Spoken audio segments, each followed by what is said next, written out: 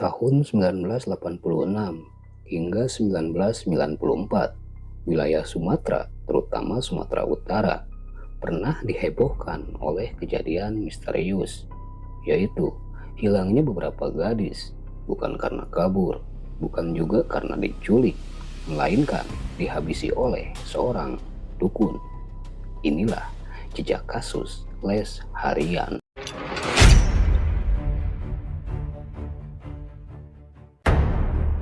Seperti halnya robot Gedek yang pernah membuat heboh Jakarta beberapa dekade silam. Dukun AS, sebut saja begitu. Penampilannya tak terlihat mencurigakan, perawakannya kurus dan tinggi. Mungkin orang-orang sekitar lebih mengira dia sebagai pegawai kelurahan dibanding kriminal. Ahmad Suraji atau AS dibesarkan oleh pasangan Jogan dan juga Sartik. Sang ayah yang berprofesi sebagai dukun meninggal ketika usia dia baru menginjak 7 bulan. Masa kecilnya hampir sama dengan anak-anak desa pada umumnya, bermain seperti anak-anak pada umumnya, dan tempat favoritnya adalah bermain di ladang.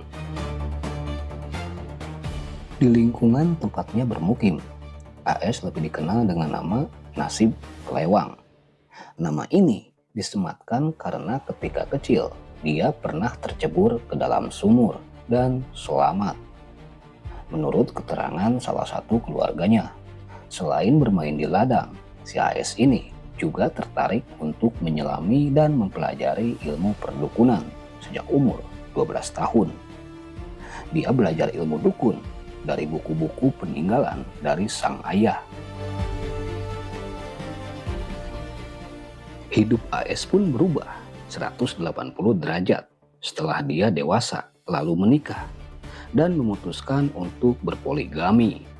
Tak tanggung-tanggung, AS menikahi 2 perempuan sekaligus yang semuanya masih punya pertalian saudara dengan istri pertamanya. AS menikah lagi dengan alasan ingin punya anak perempuan, sesuatu yang tidak didapatkannya bersama istri pertamanya. Pada saat yang bersamaan, AS semakin giat dan getol menyelami lautan ilmu perdukunan. Bahkan, dia mengaku bahwa dalam mimpinya, sang ayah sering datang dan mengajarinya berbagai ilmu kesaktian. Terlepas apakah AS benar-benar sakti atau tidak, masyarakat setempat sudah menganggap dirinya orang pintar alias dukun. Di rumahnya, AS melayani bermacam jasa, mulai dari mengobati orang sakit hingga pasang susuk. Pada suatu malam, AS bimbang bukan kepalang. Pasalnya, mendiang sang ayah kembali datang dalam mimpinya. Dalam pertemuan di mimpi itu, sang ayah berpesan jika dia ingin ilmunya semakin sakti dan bisa memberikan kebaikan bagi orang-orang di sekitar, dia harus mengorbankan setidaknya 70 nyawa perempuan. Nah, setelah lama merenung dan mempertimbangkan, AS pun akhirnya melaksanakan titah sang ayah. Maka sejak saat itu, diburulah sejumlah perempuan untuk ditumbalkan. Sejak saat itu pula banyak kejadian misterius, hilangnya para perempuan atau para gadis secara bergantian dengan selang waktu yang tak berselang lama. Namun tak ada satu orang pun yang menyangka bahwa pelakunya adalah AS. Kejadian itu seakan menjadi misteri karena dalam kurun waktu beberapa tahun belum menemukan titik terang. Hingga akhirnya aksi brutal dukun AS mulai terendus pada tahun 1997. Bayangkan, dari awal dia beraksi kurang lebih sekitar tahun 1986, baru tercium pada tahun 1997. Sekitar 11 tahun kasus ini jadi misteri.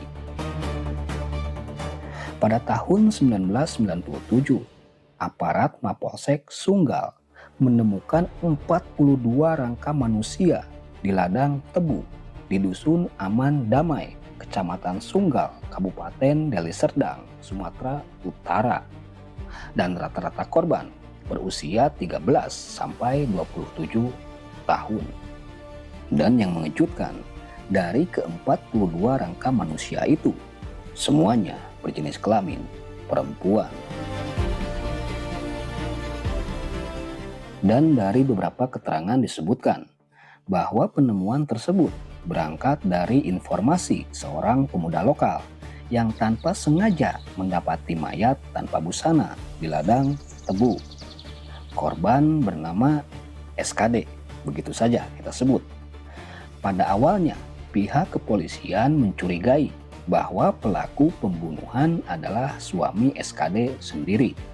Karena menurut keterangan warga, keduanya sempat cekcok pada malam sebelum SKD menghilang.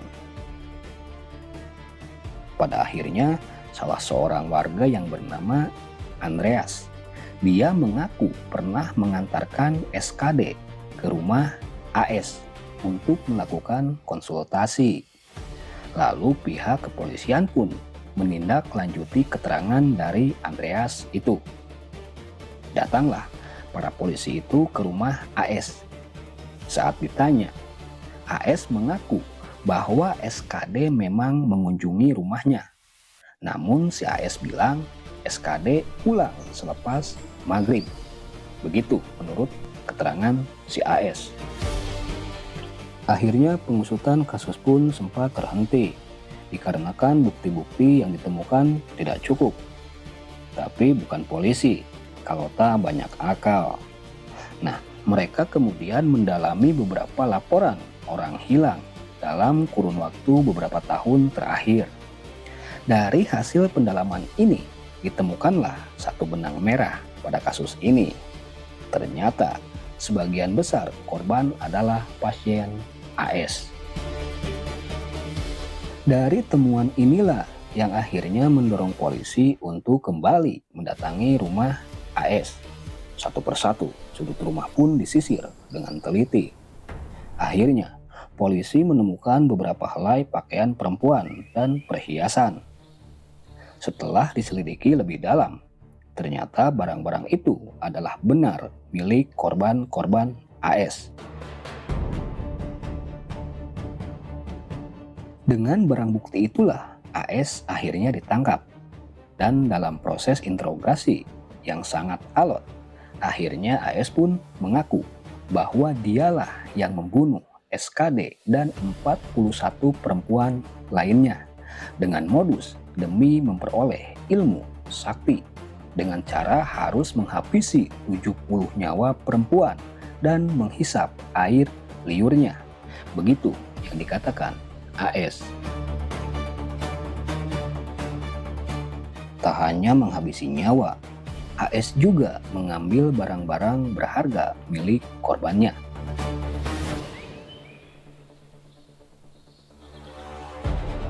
Akhirnya AS pun dimasukkan ke dalam jeruji besi dan menunggu hasil putusan dari persidangan. Walaupun sudah divonis hukuman seumur hidup atau hukuman mati, tetapi persidangan harus tetap dijalankan terlebih dahulu. Kehidupan penjara turut mengubah perilaku dukun AS. Dia telah bertobat dan membuang semua ilmu kebatinan yang dimilikinya selama ditahan.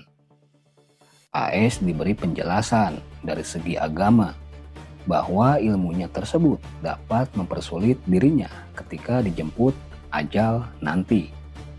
Nasihat tersebut diterima oleh AS sehingga terpidana mati itu segera membuang ilmu kebatinan yang dimilikinya.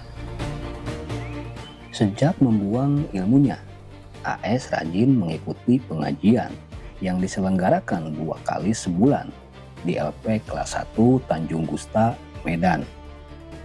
Menurut keterangan Kepala LP kelas 1 Tanjung Gusta, Medan, Waktu itu, AS sudah tobat dan punya aktivitas ibadah yang luar biasa.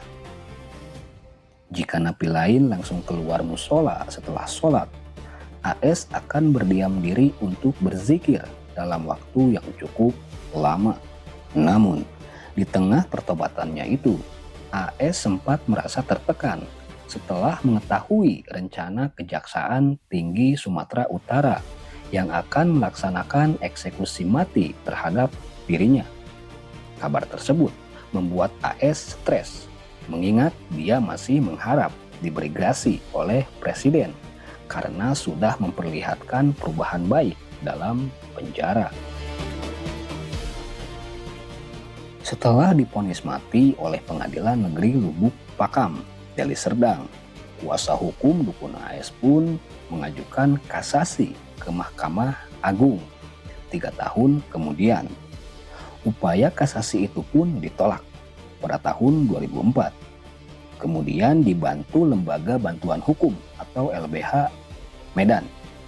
Dukun AS pun melayangkan grasi ke Presiden yang pada saat itu dijabat oleh Bapak Susilo Bambang Yudhoyono atau SBY. Hasilnya grasi pun ditolak pada 27 Desember tahun 2007.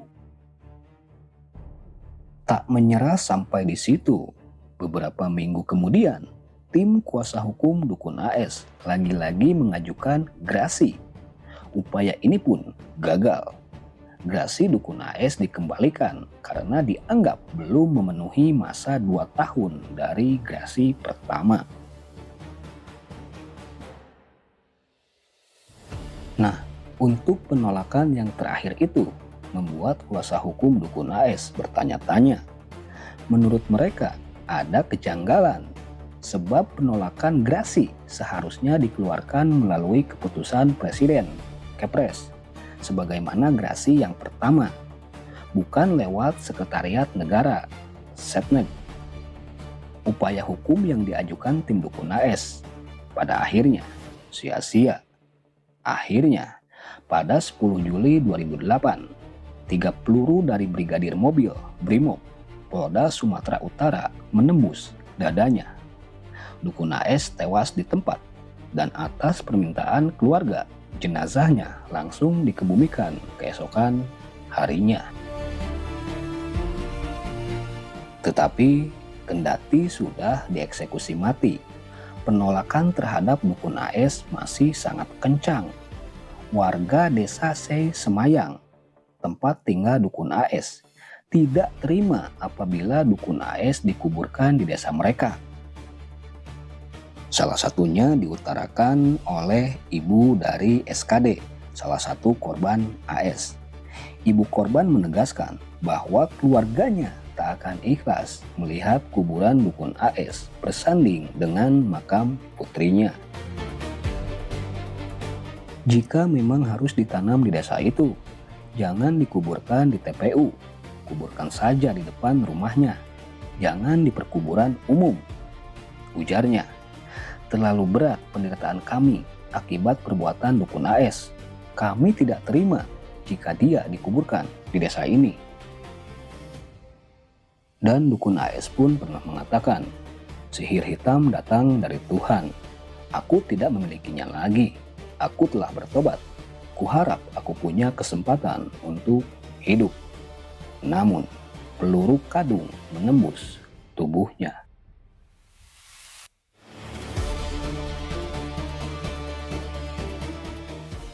Nah, pelajaran yang bisa kita ambil dari kisah ini adalah kepercayaan tanpa logika bisa sangat berbahaya. Jangan mudah percaya pada klaim manusia dengan perantara kekuatan gaib yang menyesatkan.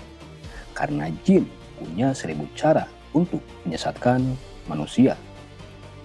Kejahatan justru bisa datang dari orang yang terlihat biasa saja. Dan setiap perbuatan pasti ada konsekuensinya. Kisah ini mengingatkan kita bahwa bahaya terbesar bukan selalu datang dari hal gaib, tapi dari manusia yang menyalahgunakan kepercayaan. Terima kasih sudah menonton dan meluangkan waktunya. Semoga bermanfaat dan memberikan pelajaran bagi kita semua. Sampai bertemu di pembahasan berikutnya. Les Harian pamit dan sampai jumpa.